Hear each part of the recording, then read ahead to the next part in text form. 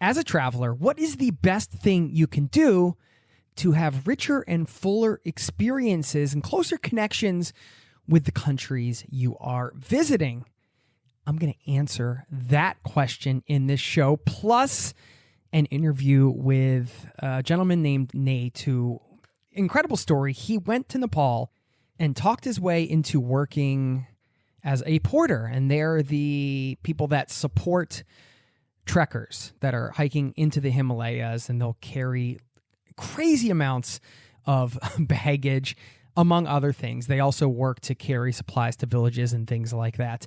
And he is one of the first, from this conversation, from what I know, one of the first foreign-born people to actually live and work with the porters. And we talk all about his experience and, of course, how it relates to his overall travel experience, and the surprising thing he did right after working with the porters in Nepal, how he was able to learn the language so quickly, actually enough to get by and to have meaningful conversations, and so much more. It's a really inspiring interview with a lot of actionable takeaways as well. So we're going to get into all of that and so much more on today's show right now.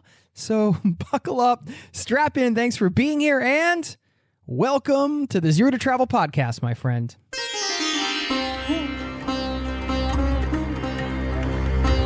You're listening to the Zero to Travel podcast, where we explore exciting travel-based work, lifestyle, and business opportunities, helping you to achieve your wildest travel dreams.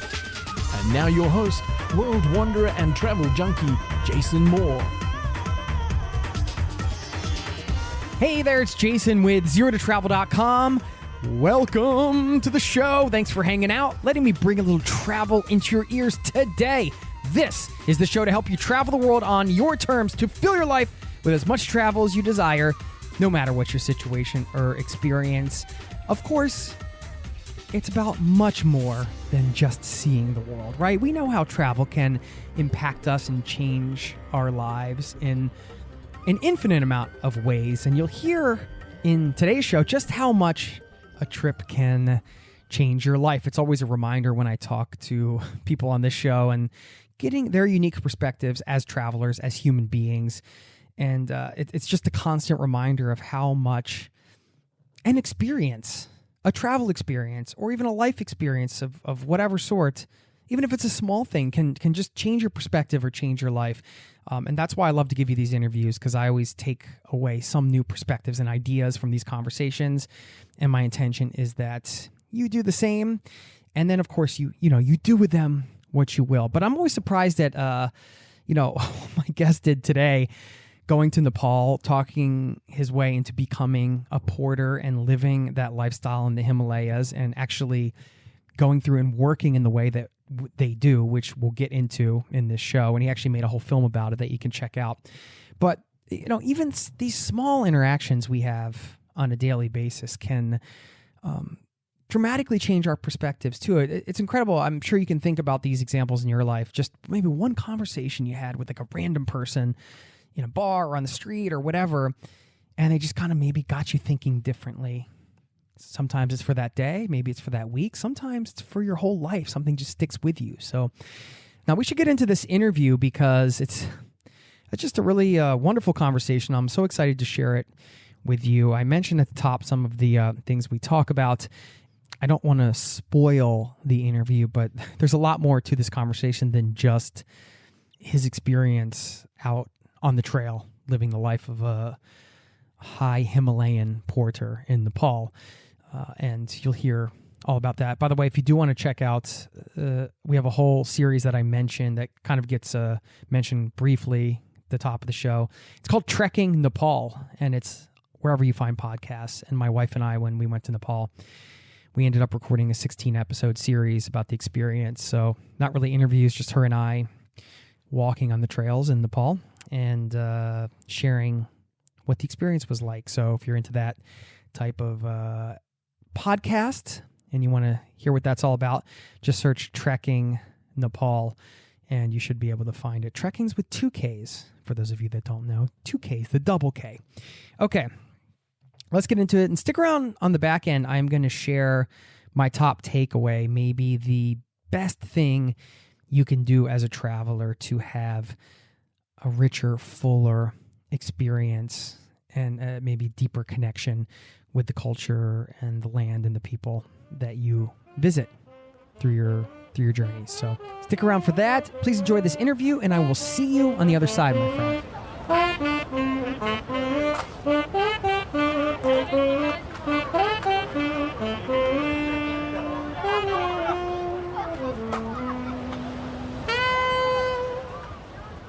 The project we're going to talk about today is your film, theporterfilm.com. You can find it there. You were one of the first ever foreign-born porters, commonly known as Sherpas, to aid a Mount Everest expedition up to base camp. So you were eating, sleeping, dressing, speaking, and working as similarly as you could to other porters. Didn't shower for 23 days, lost over 20 pounds, carried 100 kilos at one point. I watched the movie with my wife. The documentary, it's like 55 minutes, I think, the other night in preparation for this interview. And, like as far as promoting yourself, it's interesting you say that, because I have, that's something I would say that I struggle with too. In this case, I mean, you can't think about it, you promoting yourself. You're more promoting like your work and your message. And that's the important thing, So like that can kind of, I think, take the sort of self-consciousness or like I'm not really the type of person to like put yourself out there in that way, but you're doing it for a reason.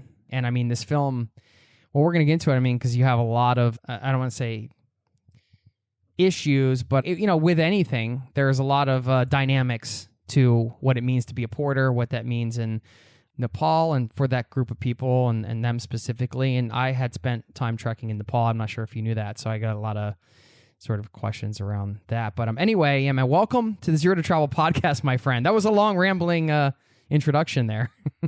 No, I like it. I'm ready to go. Thanks for having me. Yeah, man. Yeah, I saw your other Nepal trekking podcast as well. So I know you've already done a whole podcast series on the area. So not many people have done that, right? We did. I mean, it wasn't quite like your experience, I do want to talk about my experience there because, this was one of the moral dilemmas I had. Like, should we hire a porter? Is that good because you're giving them work, but also the pay that they get? I mean, you can make that up in tips and things. Anyway, we'll get into that. But I'm going to be really curious to hear how you like convince them to allow you to do this. And then, I really encourage people to watch the film if you're able to. Again, we'll put the links in the show notes here. Just from the little bit of reading I did about you, it sounds like, and this film is kind of a product of that, being somebody who is interested in like participatory journalism, I guess you could call it. It's like, going out and like doing the thing and then like documenting it and writing about it. Not just like, like I think George Plimpton did this. Like he didn't just like stand on the sidelines of an NFL game and like watch.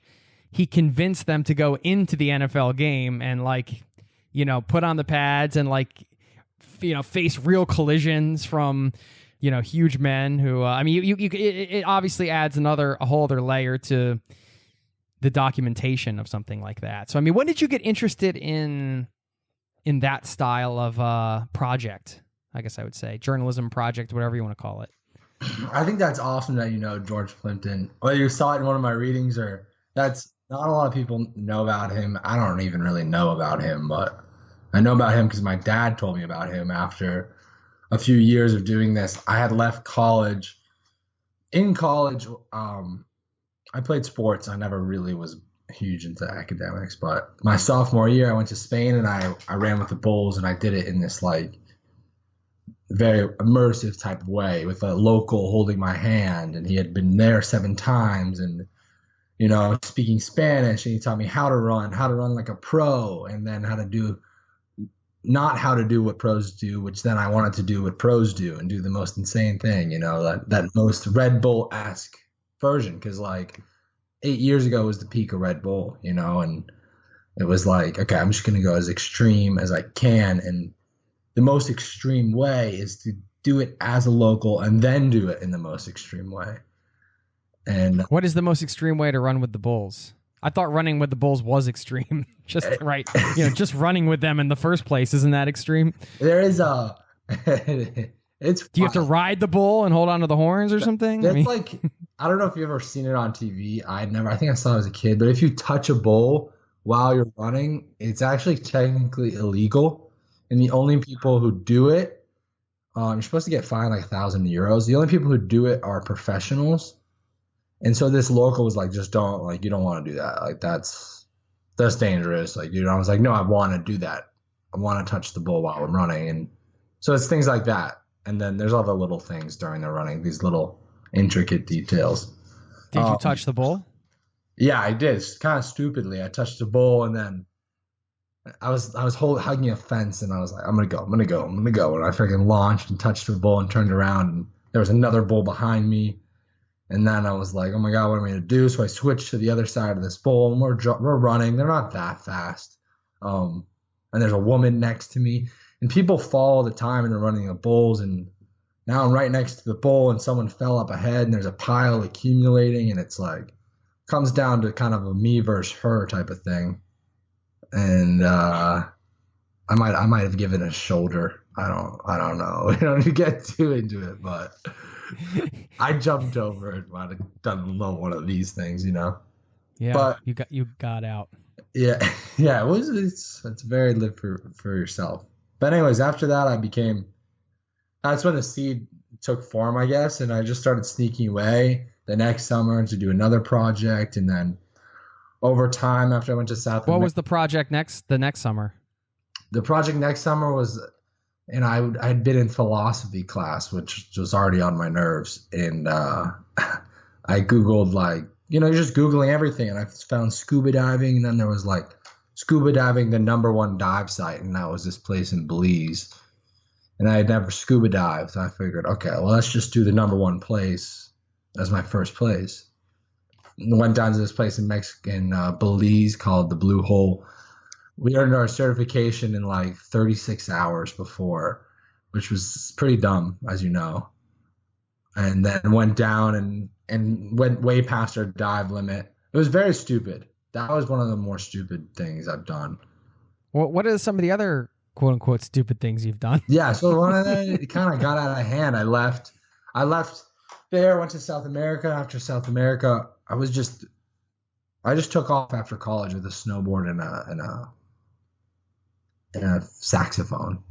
No job. I just had a little money. Of course, a snowboard and a saxophone. That sounds like the right pairing of items. It's nothing like traveling light. I had a bag.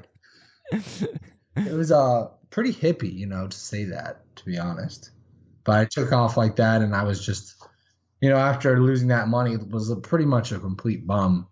Very, very poor. But I managed to do a couple things. One was like this really world famous ski shoot in Patagonia, or in the lower Andes. It's called at Portillo. It's called the Super C. And I had never used an ice axe. I had never used crampons, but you could hike this thing yourself and buy the things and do it. And I didn't even have avalanche equipment. I tried that.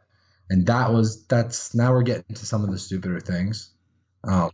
You had to cross this little 6-inch ledge. I have a photo, and it was definitely like, if you slip, you're dead here. And I was alone. The kid I hiked with turned around because it was quite intimidating. And then anyways, I was fueled by this. I've been poor all this time, and I had this adventure, and I was like, oh my God, I must love this, because being poor and doing all this kind of sucks. But then I get this incredible thing, and can I get more of that? How am I going to get more of that? And by luck, I ended up living like at a Brazilian favela at the end, which is like a ghetto for all intents and purposes of Brazil. If you've ever seen that movie City of God, that's where it is. Yeah, like some of the poorest areas of Brazil, essentially. Yeah, right. And they're judged pretty harshly. From America, we just assume they're super dangerous. And I went and I met this lady on the street at a bus stop who started speaking to me in Portuguese, and this was the first time I had to really like learn a language out of necessity very quickly. I had a little base in Portuguese for like one semester. It's similar to Spanish, which helps, and I already knew Spanish. But she invited me to her house. You need Wi-Fi? I was like, yes, I need Wi-Fi. I don't know where I'm going. I thought Rio was a city, but it's an entire area that is, it's a massive area. And I thought it was a city. She's like, no, you're already in Rio. Just follow me. I'm in Portuguese. And I followed her. And I was going to just use Wi-Fi in her house to find a hostel or something. And we go into her house, past this mall, down past all these vendors, and across from this caged soccer area. And we're at the edge of a favela. I'll say I think it was at the edge, maybe just outside, and open the door, and it's walk through one room, and there's this room, and it's completely empty. The room has nothing in it, just a fan over her head. One wall is bars, and she just points at the corner and says, do you want to sleep there? And I was like, obviously I want to sleep there. So, you get all these stories when you're traveling. That was one where I was doing the thing at the favela, experiencing what it was like to walk through and go through and live that very, poor lifestyle, but how happy and how nice and how welcoming they were. And I really liked the idea of these immersion projects, of learning the language and being forced to, and then of like, at the time I was showing people like, they aren't dangerous. I want to go into these super dangerous places or scary or whatever and show people that these people are people, or whatever the truth is behind the matter. Maybe they are evil. Well, let's find out. But in that case, they're really nice. So I kind of came back, and after another attempt at sports, just devoted my life to doing these projects until eventually, it started doing some more mental ones, physical, and then kind of combining everything. And this was the first one I kind of combined everything in, and then screwed. The film. Okay, so if that catches you up, I don't know. Think about how amazing people are like that woman that took you in, because you're like you were an athlete, like you said. You played lacrosse, I believe, and you're 6'1" or 6'2". I think 6'1.5", maybe. You're pretty tall, like big dude, strong, and like this woman just takes you in her house, like she doesn't even know you. It's crazy. It's crazy. It's crazy. I mean, what? And that happened multiple times. I paid for housing just in that trip. I'd done a couple podcasts after that because it was wild to me. I'd pay for housing like a few nights out of almost 6 months. In South America? Yeah, people giving me free houses and everything. For what? Just how would you put yourself out there in that way? Was it like just the energy you were putting off? Or? I don't know. I just wanted to adventure, and did not have a lot of money, and I was. Did you ask people, or did people just come up to you and invite you in? I never asked. No. But I think it was pretty obvious, maybe from my energy, that I didn't know where I'd be staying that night, or. Like, I know the film obviously is a film project, but when you talk about some of these other things you've done, when you call them projects, are they just like personal development projects? Are you like writing about these things or documenting? What are you doing? Or is this just for your own sort of knowledge of the world? I think it's a bit about both, but mainly I was I was a writer. I never said was. I think I still am, but multiple things now. I was just writing. I would write. And yeah, I mean, when I think about it, after that, there's so many times I've settled down to write these books and rewritten these books, and went to Spain to write these books when I was trying to become a stripper, and locked myself in a hotel in Nepal to write these books, and went to England and locked myself to write these books. And it was just all about writing these books.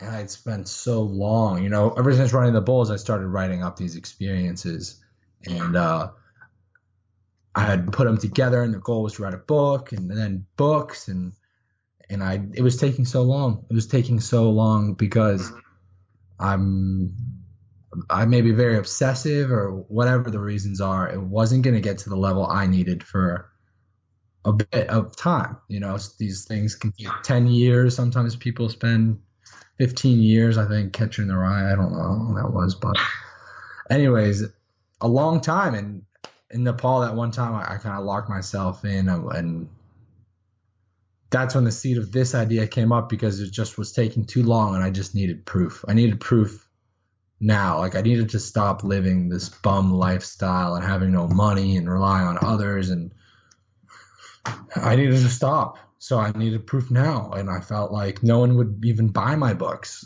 if they were the best in the world. Why would you buy them? Why would anyone buy them?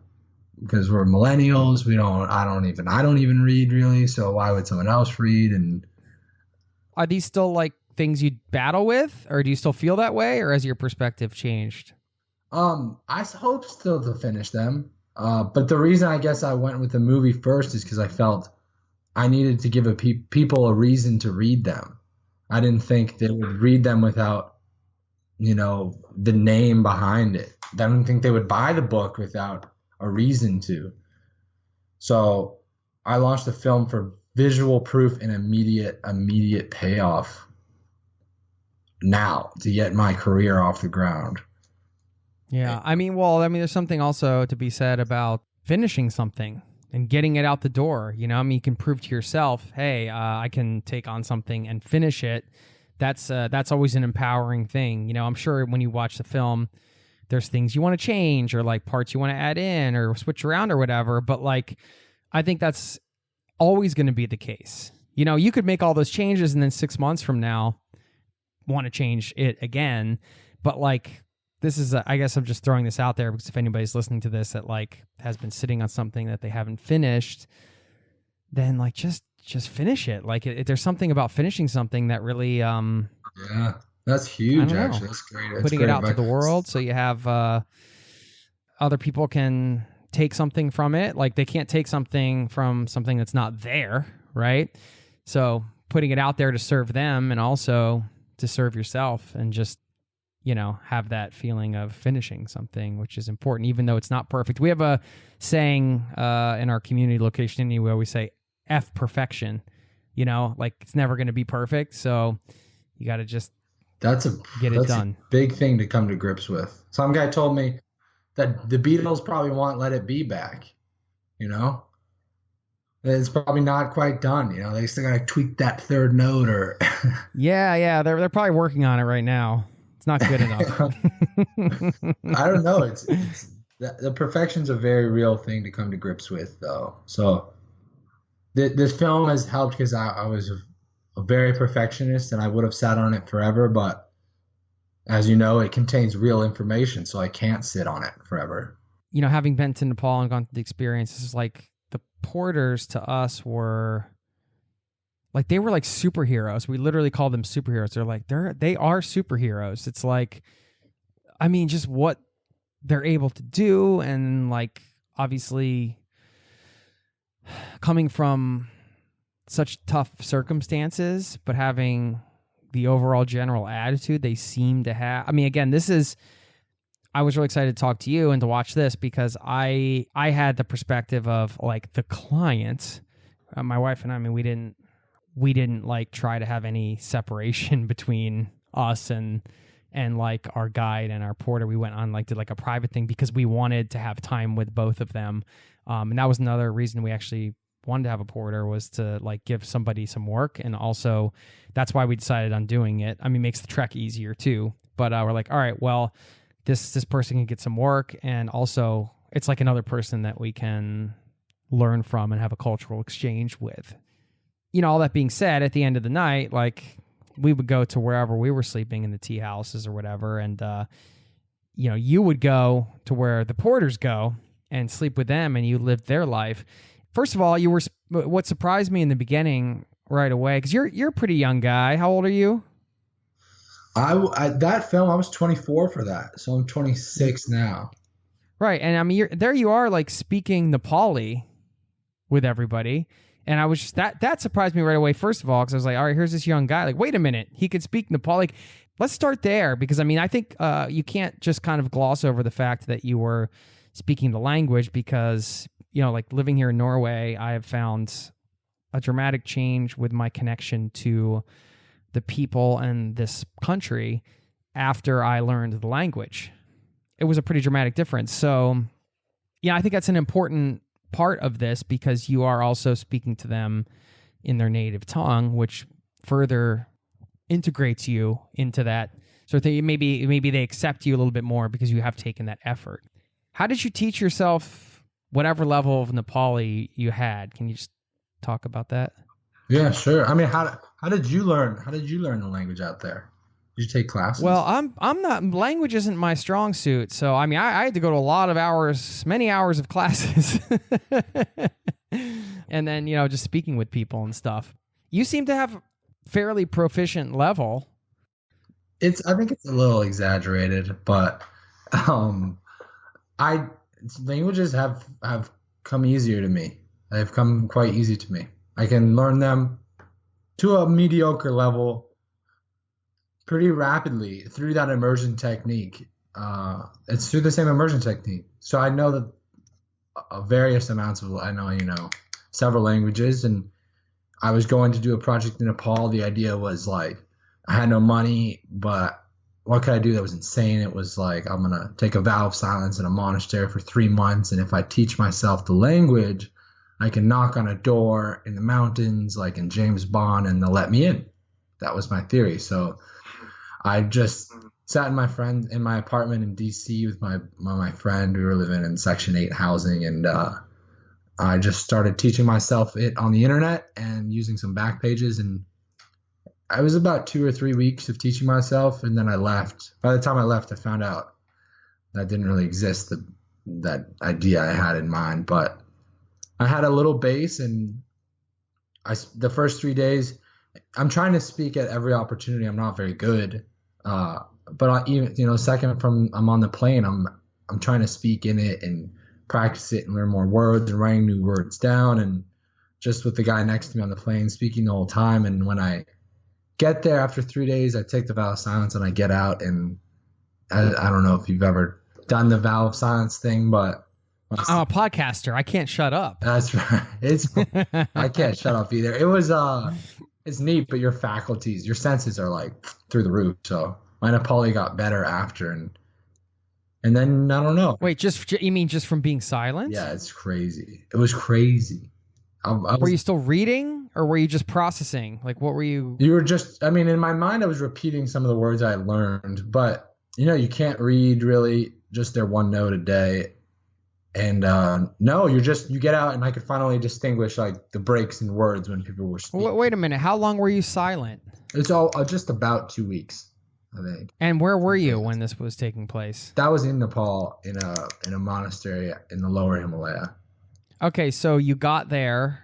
You arrived after you built up your base over 2 to 3 weeks, which is also sounding crazy to me, but you were able to do that apparently, which is pretty awesome.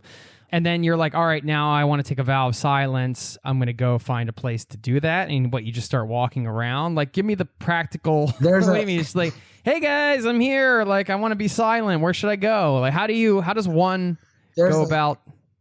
Yeah, that's a good. Yeah. I wish that would be awesome. No, there's like programs called Vipassana. So there wasn't like these 3 months I could take a vow of silence in somewhere in the woods, up in the mountains. No, but I did find out there's something called Vipassana, which you can do in America. I think I had already had my ticket to Nepal, so I was going to do it in the heartland. Then it would be more. Okay, so you kind of like set it up. And so it was through this like event type thing, and you sign up, and I signed up a couple weeks before, and I got there, and yeah. And what did you learn about yourself during those 2 weeks? Oh, everyone, that thing's freaking crazy. Your mind is a very powerful thing. Very powerful thing. I mean, basically, there's molecules in your entire body. If I touch you here, you can feel it. If I touch you on your shoulder, you can feel it. I don't know if I interpreted the instructions the right way, but in my mind, it was, can I feel every single molecule in my body at the same time? Can I feel them vibrating? Can you focus enough to get to that point? And in my case, I could at least. I thought I could. So it's crazy. There's a lot of stuff. What was that experience like? I mean, that's That was crazy. That was crazy. It's torture. You know, you're waking up at 4:30 and you're going to bed at 11 and you're meditating for like 16 hours a day. And I had never meditated. I'm not a hippie, or I didn't think I was. I kind of like shunned them. I very judged them hard. I thought I was stupid. And that's why I did it. And, you know, you learn just an incredible amount. Your body vibrates, your ears ring. You learn that your mind is extremely, extremely powerful, and you can accomplish. I mean, the basic premise, you sit for an hour after like 5 days. You have to sit for an hour without moving on the ground. And, you know, you're sleeping on the floor. You don't eat after noon. So conditions are hard, and you don't look at anyone. You can't signal to anyone. You're very isolated, like a role-playing video game. And it says hit A or B to talk, and you always have to hit B. You just always walk by people. And, you know, you sit on the ground for an hour in a row without moving a muscle is the goal. And you have excruciating pain. If you just try it, you know, right now, you'll have pretty bad pain. And eventually you can get to the point where, like, you know, the last day or so, I sat there for an hour plus and I didn't have any pain. And I went up and I was like, yo, we could talk that day. And I was like, yo, what's good? I didn't have any pain, guy. You know, talking to the monk. The monk, and he was like, well, did you have these like explosions of sensation? I was like, yeah. It's like, well, that is pain. You're just beyond it. And I was like, oh, my lordy, that's crazy. But it's also true. I mean, I had no pain at that point. It's like you teach yourself out of pain, which was like, okay, my mind can do a lot of things here. We're good to go. Beyond pain. Yeah. That was wild. I always think of like the SEALs, I guess. No, like in this case, you know, there's the iconic image of that from the 60s of the monk self-immolation, I think it is, where you light yourself on fire. I don't know if you ever seen this image, and there was a monk protesting Vietnam. It's iconic, and he's in like the lotus position. And he's just burning on fire, like his whole, that picture, and I say a picture like speaks 1,000 words or whatever. I mean, that one picture is just like the power of the mind. How is that? Like, that doesn't even seem like that a human being could do something like that. That doesn't seem real. It seems otherworldly. So what kind of things aren't we able to tap into as we go about, you know, checking Facebook and whatever, you know, doing this, that, or the other throughout our days? Like, what are we missing, man? Yeah, I don't know. I don't know. I think I went. By the way, none of this is, of course, any invitation to light yourself on fire. By the way, that's just this was I mean, you can read the history of it if you just like go on Wikipedia or something. But always just found that to be so powerful, such a powerful image. Yeah, there's a guy in Alaska, I think, who's like running marathons without shoes or something and like almost naked. So that guy has it over cold. I don't know. Yeah. Well, there's another dude that he runs, I forget how far he runs, but he runs through Death Valley on the hottest like day of the year with a Darth Vader costume on. What? So there you go. If you're looking for some more ideas, I want to Google that. That's crazy. You could just, you know, write that down, because it sounds like the most. There you go. By the way, if that guy's listening to this podcast, hit me up. I want to interview you. Me too, because that's what I talk to. Maybe you need to start a podcast on like extreme everything. You know, that could be a series here. That sounds far. Why are you a dude of such extremes? I don't know. Why do you have to do these extreme things? I don't know. I think it was a lot worse. I don't know if that's that healthy. So I was trying to tone it back. After why don't you think it's healthy?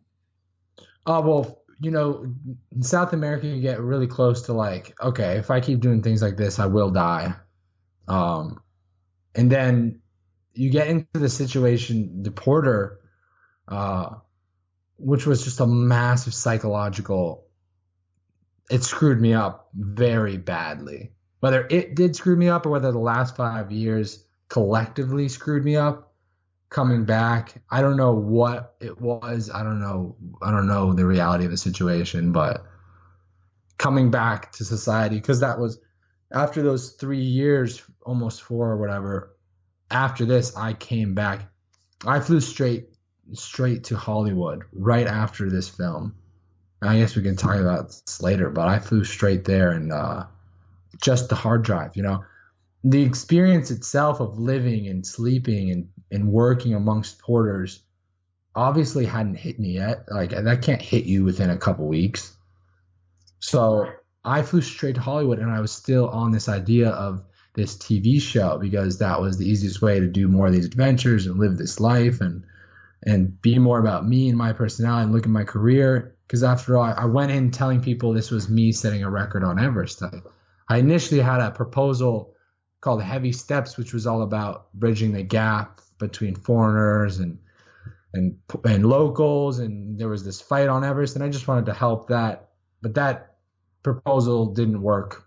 The truth was I wanted to do it for myself, and then I launched that, and then I raised money with me at the forefront, and so I went to Hollywood straight after and lived on a friend's couch, and obviously had no money still because all the money was other people's money I'd spent on the film, and I was biking around to these movies and going to very large Hollywood meetings, with very notable companies, and I was in a ratty t-shirt, sweatshirt, eating 7-Eleven hot dogs for sustenance. I was not in the best of places. And as I'm having this success climbing the ranks, my mind was devolving, very rapidly. And I didn't know why. And it was going crazy, and I had never gone crazy like that. And I didn't know why. And I had to ultimately come home. My dad also had an editing system, so that helped the decision. But after editing the movie, and I was still editing the movie for months, and I was still making the Hollywood movie of me and watch me, and I had all the talking heads of me, the only people to relate to were like Anthony Bourdain and those type of I'll walk you through the guide type thing, and it still felt wrong. I wasn't having success, and I wasn't going to release it, and eventually, I got into it a little bit more after months and realized what I had, and that I had, that I had someone else's life. I had proof of someone else's life. I had proof of that life in a different country as a foreigner, and then proof of probably a problem. And it was like, boom, here's a weight on your back. And then I just started to realize everything I'd done, that I had a camera. That I had a camera on these guys' life and walked in there and walked out, and just a crash course in empathy and a crash course in maturity. I don't know what it was. If I was immature, I probably still am, but it was quite a learning experience, and it screwed me up pretty badly, probably for the better, but that's why we just want to be probably more planned going into whatever I do next, or maybe not, but you go. Well, I mean, I'm just in what way did you go crazy? I mean, I can imagine I'm just the real way, like you were wandering around the streets, like totally lost your mind type of thing. No, I didn't. I mean, I don't really know what that means. Yeah, true. Your definition of crazy might be, I don't know. I don't know what that means. I mean, I think in my mind I was there. I was beyond the streets. I was crazy in my mind. I wasn't wandering the streets, but I wanted to. I've wanted to, yeah. But I had my family help me bring me up, and I knew that it was wrong to have these thoughts that I was crazy. I don't know. Living the life of a porter, which is some of the, if you look at what they earn and everything, probably some of the poorest people in the world in some ways. And then going to Hollywood, which is the antithesis of that, image and, everybody's hustling and trying to look good. And it's all about again, I'm generalizing, but you know, a lot of people are out in LA trying to make it an entertainment, and a lot of that is look at me, look at me, look at me. So I can imagine that dichotomy, those two worlds, going from that world to that world. I mean, it's kind of easy to see how that could, like, if you hadn't had time to process your trip or decompress, how that could break you in some way, maybe, you know? Yeah, it was going to break me for sure. It was going to. I had to get out. I mean, but it was also the move for me. It was the final move, the first move towards, like, it was the first move away from this life of just permanent traveling to perhaps making a living somehow. That was the move. So whether it was Hollywood or that move, it all came crashing down. And now I view Hollywood not as like a life thing, but as a project. I view it as like surviving Hollywood. Like, that's a project of mine. You're not as personally invested in that way, right? You're kind of taking a more of a detached approach to. Yeah, we survived that place. It is quite, when I look at the picture of like going through what I did, sleeping in these places, and then the picture of me on the airplane after, like holding a ticket, like, here we go to Hollywood, like, it's kind of a little sickening to me. It's like, oh my God, you have no idea what you just did. Well, let's go back to the adventure, because we haven't even gotten into that yet, and we need to. So, I mean, I guess after you came out of the silent retreat, was the next move to kind of like talk somebody into letting you be a porter? I'll be quick. I did high altitude ice climbing right after. Then I locked myself away to write. Then I tried to become a stripper. Then I got a job. Why did you try to become a stripper? Why did you? That would be a project to write about. I thought the humility you needed to dance on stage and was astounding, and I wanted to know more about the world and write about it. So I wanted to become a cage dancer. So you're going to become a cage dancer in Nepal? No, a cage dancer in Spain. I went to Spain, and I was living in Barcelona, and I got a job. I never actually danced because I got another job guiding back in Nepal. So you left Nepal, went to Spain, tried to become a stripper. Yeah, I left Nepal. I think left Nepal, went to America, then to Spain. I don't want to get too much, but all right. So anyway, you get back to Nepal. Did you went back to Nepal? Guided. That's when the seeds of the portering took place. I saw what porters were like. I went to England to write and do this kind of apprenticeship under this master painter named Sax Berlin, and I lived on his floor, and that's a whole other thing. And then in the end, that's when I was really trying to finally crack it, and I managed to write for this director at Black Mirror, and that was like, this is how I'm going to make it. This is how I'm going to, if I write for him, a TV show for him, then I can pitch my own TV show. And obviously that fizzled out, and then I launched my own thing, and then I went back to Nepal that winter, and then there I'm in Nepal. Everything I've planned, the company, the people I'm working with, the videographer, it all falls through. And I'm on this $3.50 a night, hostel bed. I've never made a film. I don't know how to make a film. I've never researched a film. I have a couple of things my dad bought me, because he used to make films, and he was like, you need the hard drive or I was like, maybe I should get a solar charger. It's sunny up there. I don't know how we'll charge it. So I had a few little things. But I'm on this couch, I've already spent people's money, and I have no idea what I'm doing. And it's now, I have like a month before I have to go back, a little over a month before my plane to get out of there, and there's nothing happening. So I've lost everything. I'm lying on this bed, and I'm like, all right, let's put it together. And what happened first, I think I meet a videographer through a company I knew that helped organize some stuff. She brought her assistant, who I told her not to bring, and her assistant ends up having some free time, and he ends up being the one to shoot the film, and he ends up being the most talented person I've ever worked with. I haven't worked with many people, but he's the most talented. And then at the same time, I just get up off my bed and walk down the street, and I just ask, 20 or 30 outlets, outfitters, if I can work with them. I have this film I want to make. We want to show this about porters. I want to be the porter. Can we do it with you? Can we do it with you? Can we do it with you?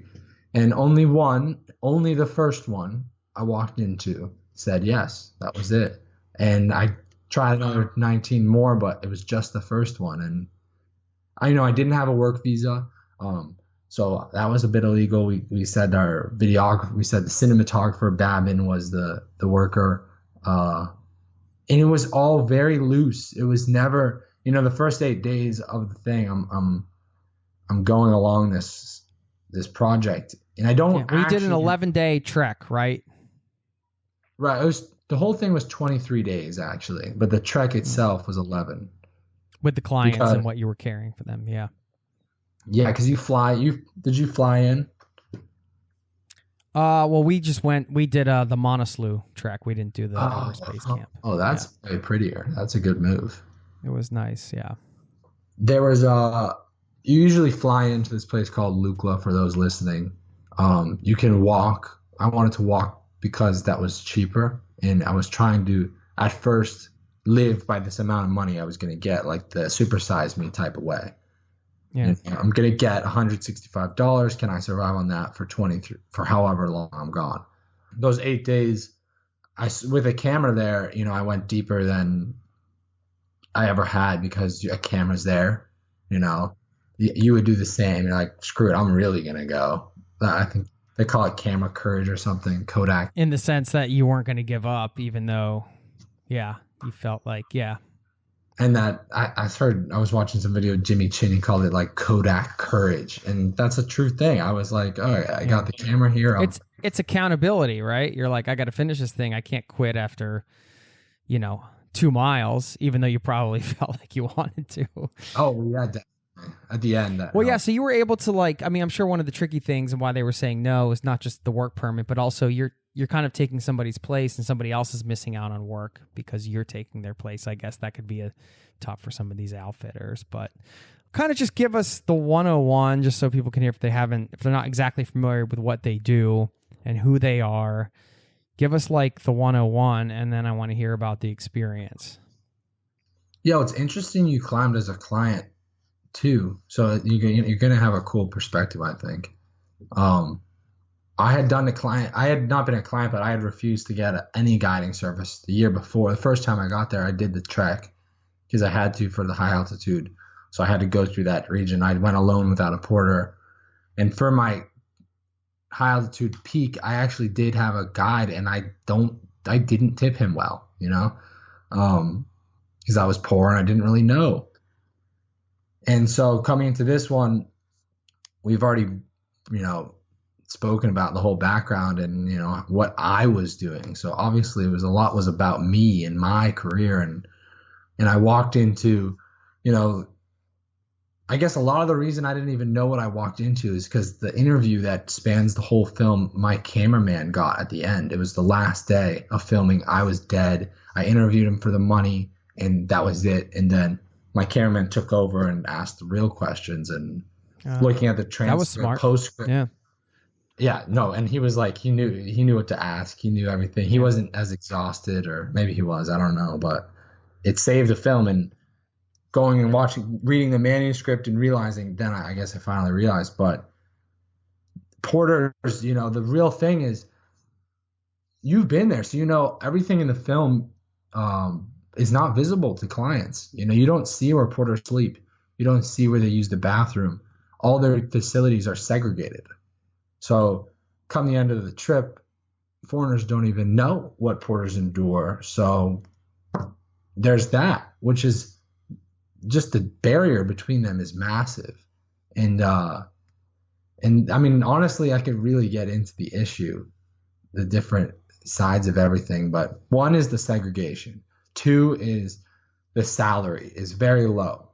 So at low camps, when you're at like Phak Ding, which is one of the first towns, or Namche, prices are relatively low for the region. They're high in Nepal, but they're low in the mountains. When you get higher up, things get more expensive.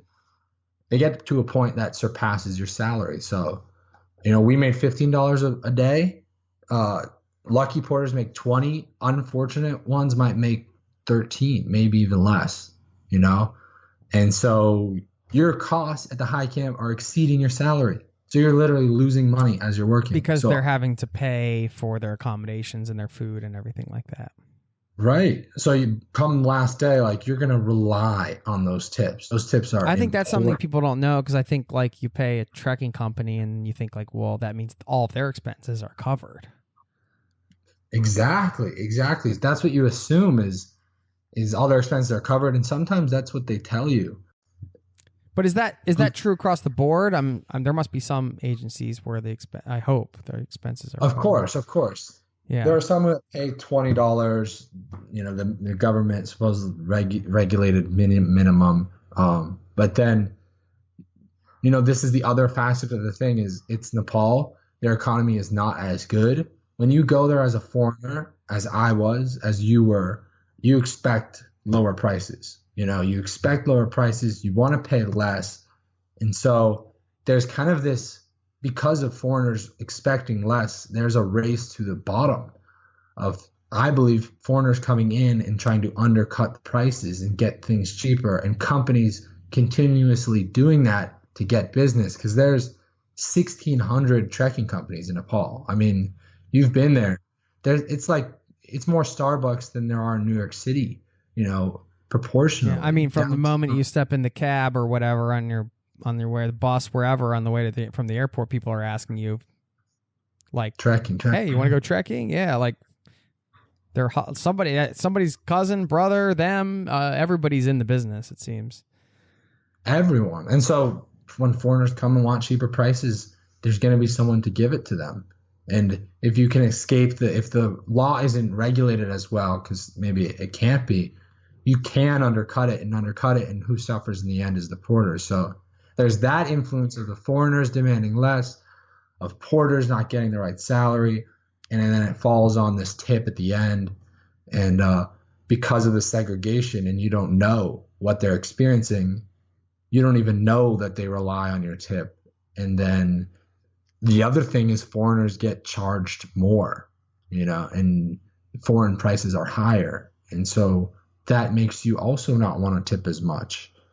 So when it comes down to the tip, at the end of the day, a lot of the times you might not tip as well. And maybe your country just doesn't tip. You know, tips are tips. You can't tell someone to tip. It's Americans tip, but in Oslo, do they tip as well? No, it's a different culture, because the servers get paid different. Like the servers here, like my barista might make like $25 or $30 an hour. Exactly. Yeah, it's just a different culture. One of the things I wanted to highlight, just based on your film and everything, this is one example of us as travelers. We need to make sure that we are responsible and that we are as informed as we can be. And I know, like, doesn't mean everybody's going to write a master thesis, before they go trekking in Nepal on, like, porter culture and what they go through. But it's not that hard with the internet to, like, be like, all right, well, part of your research, I think, when you go to do something like this should be, how to do this responsibly, right? It's like, all right, well, how do I do this? A lot of times the research is, where are we going to stay and how much should we pay for this experience and what trek do we want to do and all this stuff. Like, I'm just using this as an example.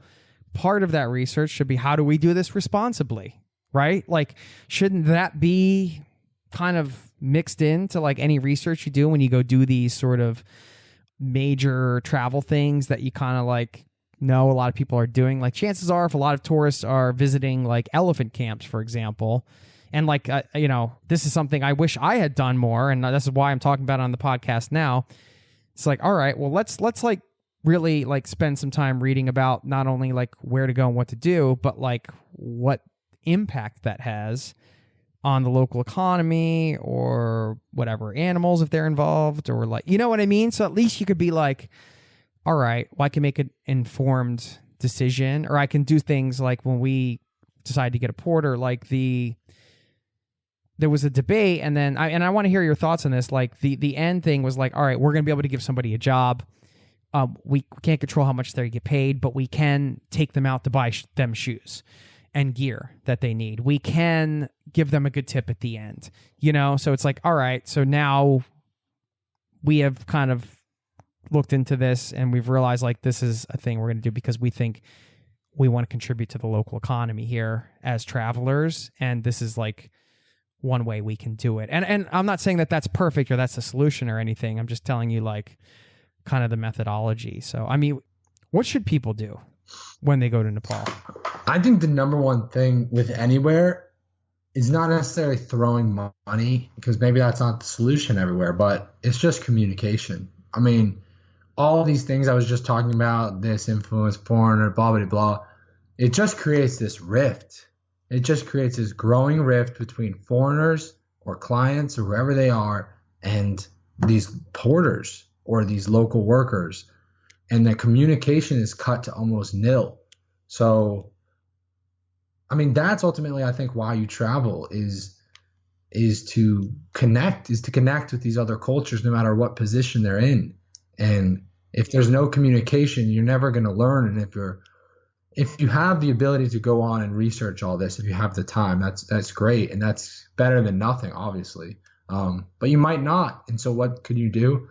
Just communicate, talk to them about what you're feeling and thinking and what they're thinking and feeling. And then, I mean, be human, in other words. Yeah, ultimately, Everest is just like one, I guess a synecdoche is the wrong word, but one, like, it's just one example. You know, right now there's like the trash on Everest and everyone's worried, like, is it their trash? Is it our trash? Is it their mountain? Is it our mountain? Is it, you know, it's throwing around them and us a lot. And it's like, that's not good where we're going, you know, where the earth is going. We got to start treating it like, you know, ours, and how to get there is more through communication and recognizing like, yeah, you're a traveler visiting this place, which is run by the people who live here, and communicate with them. I think communication is just the key. And then from there it comes out, everything comes out because they understand it. Yeah, I think that's a great point. I mean, you know, there are other elements to that, like you said. I mean, if you go to a truck agency and they say, oh, we do this and we make sure that they're covered and they get paid this, and they don't, that's where like the communication might not play in. So maybe it's a combination of, but I mean, yeah, I hear what you're saying when you're talking about like connecting authentically to a place, just being human and being kind and talking. Yeah. Like engaging, you know? Yeah, it shouldn't be. You should talk to the porters directly. If you're worried at the money, just talk to the porters directly. Right. How much do you make? What was the thing that surprised you most? Like, what was the most surprising thing about the experience for you? Like the life that you shared with them during the trek and like doing everything it did. What was the most surprising thing about it? Yeah, I mean, well, the most surprising thing was the economics. That was the most surprising.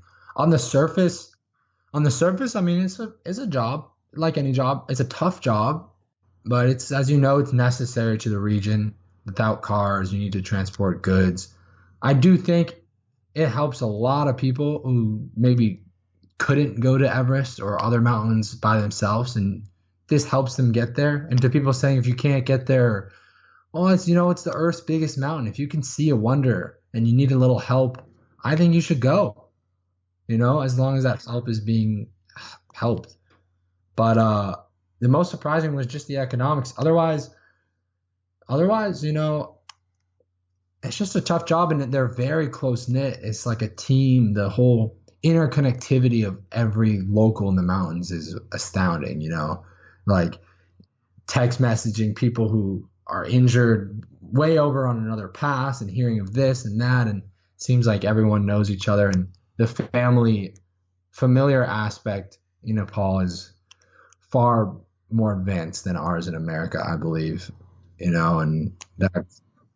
It seems like you were accepted as much as one could be within like what you were doing and the amount of days and stuff like that. Like that was the vibe I got anyway. It didn't seem like maybe at first you kind of had to earn your stripes, like go through some days carrying some loads and sleeping in the beds and not complaining and all that kind of stuff. Sleeping on the floor, not having blanket, you know, everything that they were enduring, what you said, which is a great word for this. You know, you think about work conditions, like you shouldn't have to endure work conditions. Or if you do, you get compensated fairly. Right. Yeah, exactly. Did you feel the camaraderie? Like you're always going to be a foreigner and they were always going to be, you know, and they knew you were there for just a blip. Did you feel like accepted in that way and the camaraderie amongst the group? Like, Yeah, playing sports as much as I think it hurts sometimes what I do, it helps because it just made me learn a lot about how to connect, I guess. And, the whole time I was trying to get the worst actively. They were trying to hold me back from it, and I was trying to always get the worst and be treated like anyone else, and sometimes worse, always take the last of things to earn their respect and to experience what it would like to be in the worst of conditions. And that kind of helped me get in their good graces. And there are a few times when, like, you're a traveler, at high camp, I remember you're a traveler, but you'll always be a traveler, but you're on equal ground. There was a couple of times we're just on equal ground, and they're showing me their culture, what they do, and it's amazing. It's amazing. That's what I love. That's why I do these things. I don't mind carrying the weight. I don't mind all that. I love that pain and this joy and the coming together. Yeah, I mean, I could go on endlessly. I think part of it, they also brought me in because I had this camera. I had a conversation early on. It's like, yeah, we know what you're doing. Basically, like, yeah, you're in here because you have a camera. Yeah, you're in here because you better do something.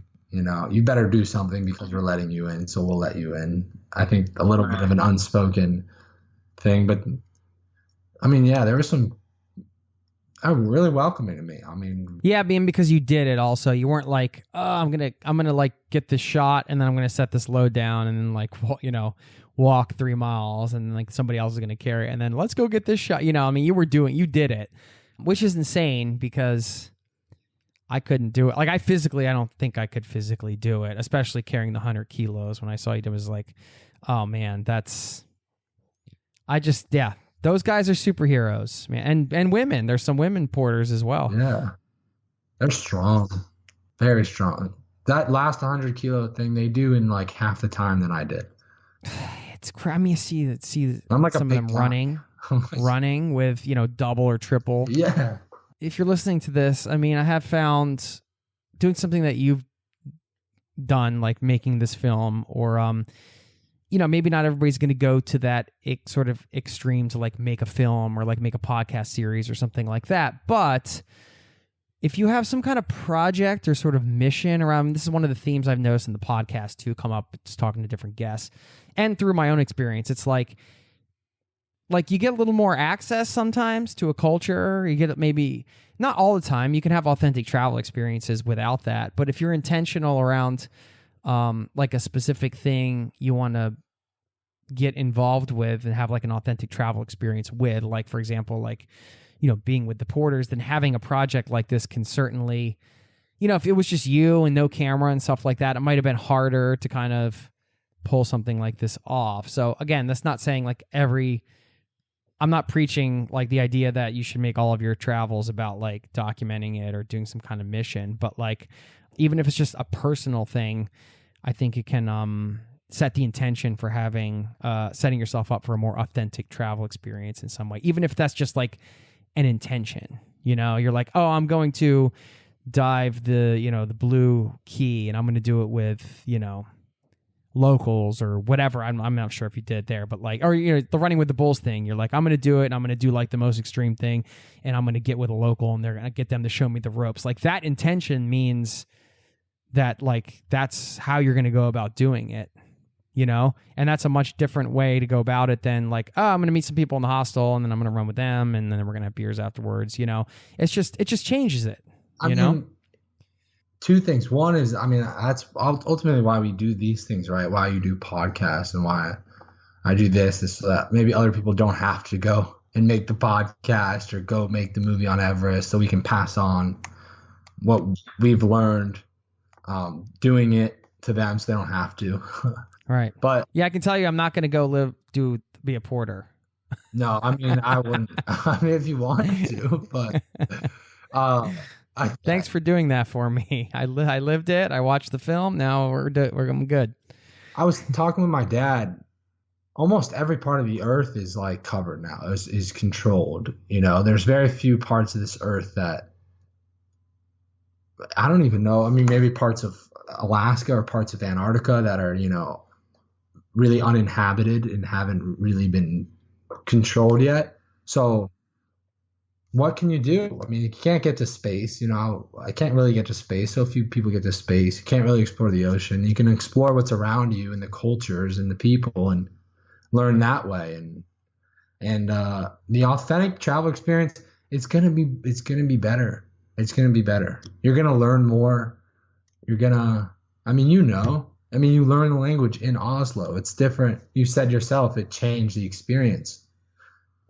I don't know how it changed it, but I can imagine it feels more. I mean, yeah, and you can set yourself up for this too. Like if you're showing up with a snowboard and a saxophone to Argentina, you're already going to be a topic of conversation. You know, like, what are you doing with this sax? By the way, do you just like rock out the sax? Or are you like? I don't like to play in public, but it's just, I play, but I'm not really in public. Can you rip? I might need some sax tracks on some songs. I mean, we got it right here. You know, we got the little thing here. Can you let loose with a little riff or two? Can you give us a little taste? I've never done that for any. I mean, I don't know how it would sound. I mean, just give us a little something. Now something. I'm gonna be like, you know? I'm like getting really nervous now. Nah, don't be nervous, man. Just let your soul run through it.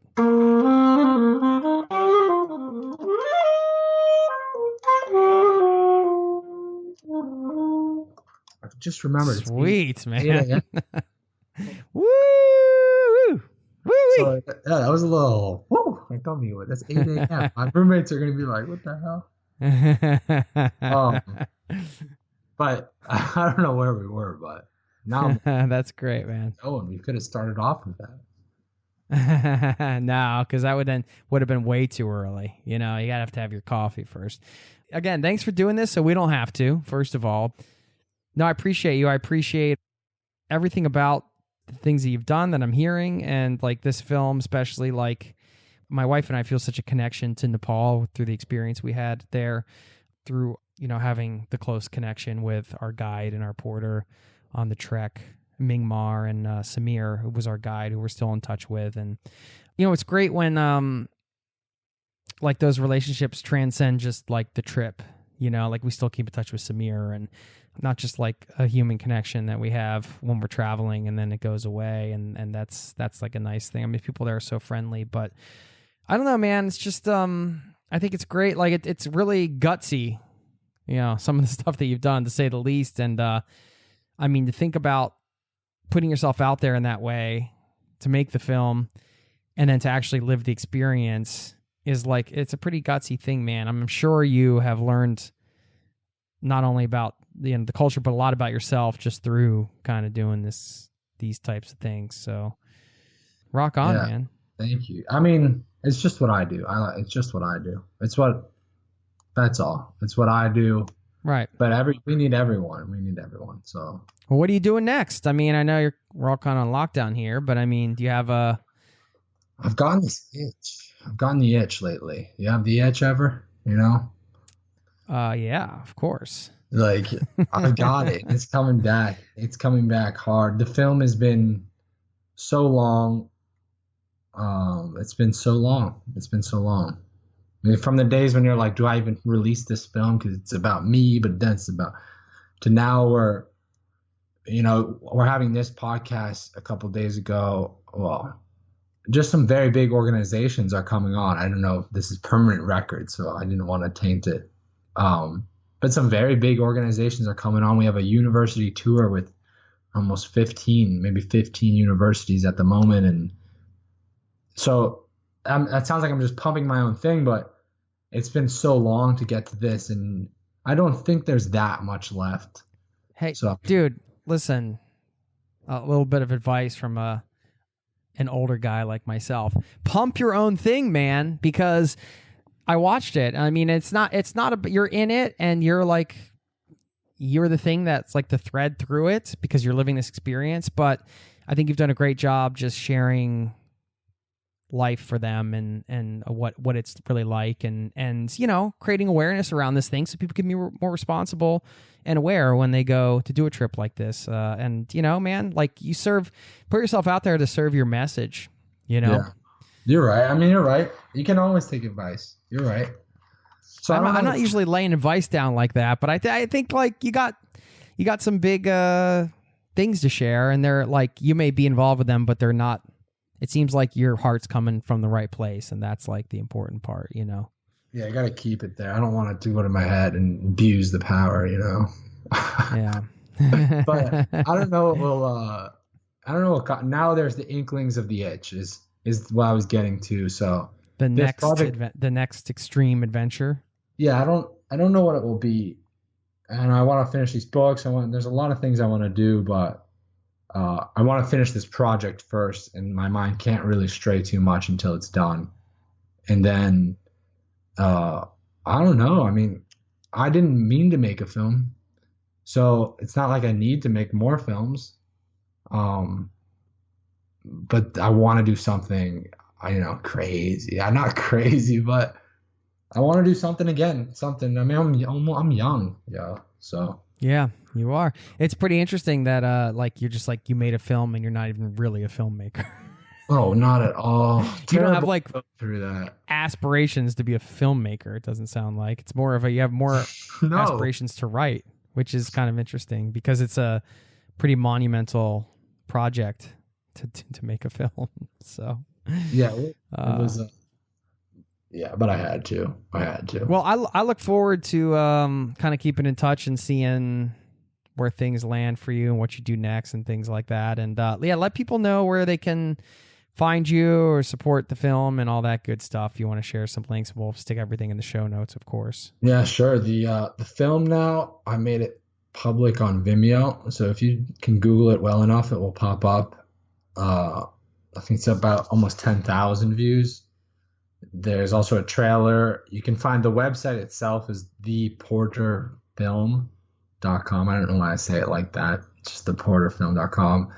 And I mean, hopefully you don't have to go looking for it too hard here soon enough, if you know what I mean.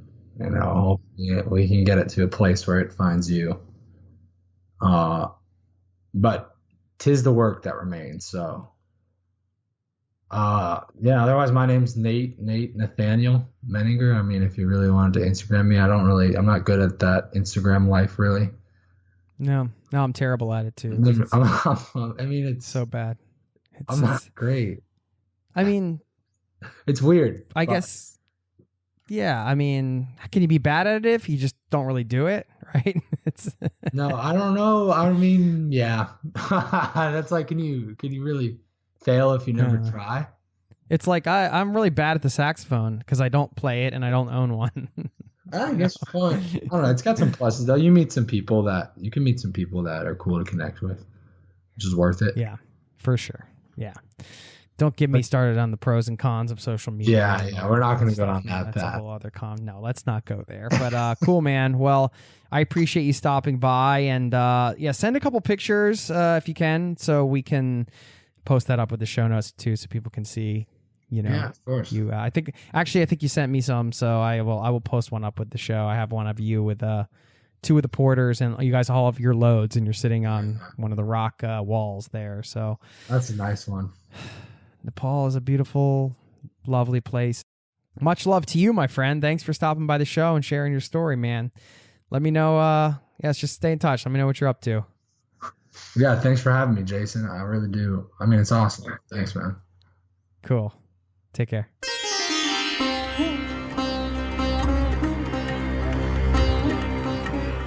There you have it. Thanks again to Nate for stopping by the show. Really glad that he reached out and had such a candid conversation about his experience. Loved talking to that guy, and definitely encourage you to check out the film if you were fascinated by what he did and that subject matter. Definitely recommend the visuals on that. So check out the film. And of course, if you're into audio, you can always listen to our Trekking Nepal podcast as well, which I mentioned at the top. And don't forget to sign up over at zerototravel.com if you are not on the email newsletter list, because we got a lot of stuff going on off the podcast. You can only get it if you give me an email, and then I can keep in touch with you. So would love to have you join the community over there online. Okay. My top takeaway here, I mentioned this at the top of the show. I was going to share with you maybe the best thing that you can do as a traveler to really have richer, fuller experiences. And the thing that I came away with from this interview, like probably I guess I'd say my top takeaway. And then it got me thinking about how this applies to us as travelers. And it's really a simple sentence. To have richer, fuller travel experiences, it's just about becoming more than an observer, right? As travelers, we are automatically sort of slotted into the role of the observer, even if that's not our natural personality. For some of us, it is. That could be a whole other debate, whether we, if our natural personality is to be more of an observer. Do those type of people like to travel more? I don't know. I'm riffing here because I hadn't really thought about that too much. Maybe that's a topic for another time. But regardless, you go to a place, say you don't speak the language, you're just thrust into a new culture, you don't really know the nuances of the culture and all of these things, you're just automatically sort of an observer. And that's one of the joys of travel, right? You get to kind of almost be reawakened to the world, and you're looking at everything in a new way, and everything's different, and it's so impactful, so visceral. Yet, I feel like we can also get stuck in this observer role. So doing things like Nate did, right? Where I think he used the term immersion travel, but in a real way. And it doesn't mean you have to go to the extreme of becoming, a porter like Nate did. That looked like it was really hard work and a crazy experience, and one that I personally don't want to have, which is why I love to have these conversations, because I get to hear about it from somebody else.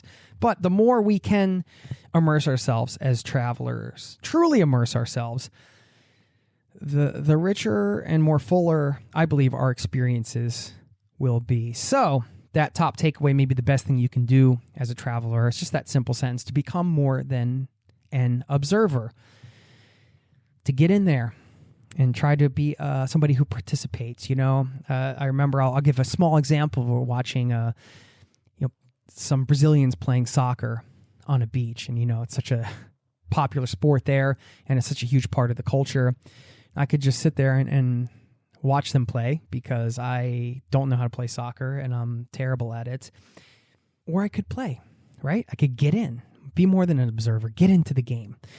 And that's what I did. And it was a total nightmare because I don't know how to play soccer. And I think I was winded pretty quickly, especially among like these phenomenal soccer players that were running around all over the place. I'm pretty sure I committed some fouls and did some things that were not right, but they were pretty forgiving, I think, on this lame foreigner. Anyway, small example of, a choice there, right? You could watch the game or you could try to jump into it. And these types of opportunities present themselves all the time when we travel, if we're paying attention to them, right? So just that simple thought, becoming more than an observer. And, this is true in our everyday life too, right? I feel like maybe becoming more than an observer is actually a great way to sort of travel without going anywhere, right? Because you just get into the thing, right? I remember another random example just came to my mind. I went to order a kebab somewhere. I think it might have been in Turkey, or I can't actually remember where. But I've been watching these guys cut off the meat from that spinning lamb thing, that big piece of lamb that's spinning around and being cooked all the time, looking so delicious. So I don't know. I wanted the feeling of just like how it works with the knife to like come down. Like, how does it slice thick or thin? How does it feel to do it? So I just asked if I could like come back and cut my own kebab, and they let me do it. So this is small things that you can do if you're just willing to kind of take the risk and put yourself out there. What's the worst thing that can happen? People say no. Maybe you quote unquote make a fool of yourself, which isn't, I don't believe, really a thing. You're just being in the world, right? So you can convince people to become more than an observer and to allow you in to participate. I don't know, you get this closer connection with these places that you can never really truly, you're not from there, right? It's so hard to truly kind of understand everything unless you grew up in a place, right? There's so many elements of a culture. But we as travelers can bring ourselves a little closer by becoming more than observers. So anyway, that's my rant, and sticking to it. Hope you enjoyed listening to this show. I certainly enjoyed bringing it to you. Thank you so much for being a part of this listening community. Very much appreciate you. I will send you off with a quote. I'm pulling out of my quote drawer. New quote drawer. Just put the drawer in this weekend on my new desk. Let's see. Got one here. Swami Rama said, learn to give to each other, and then slowly that learning will expand to the whole universe. There you go. Swami Rama. Thank you so much for your time, and I'll see you next time. Peace and love. Cheers. This podcast has been brought to you by ZeroToTravel.com. Ideas and advice to make your travel dreams a reality.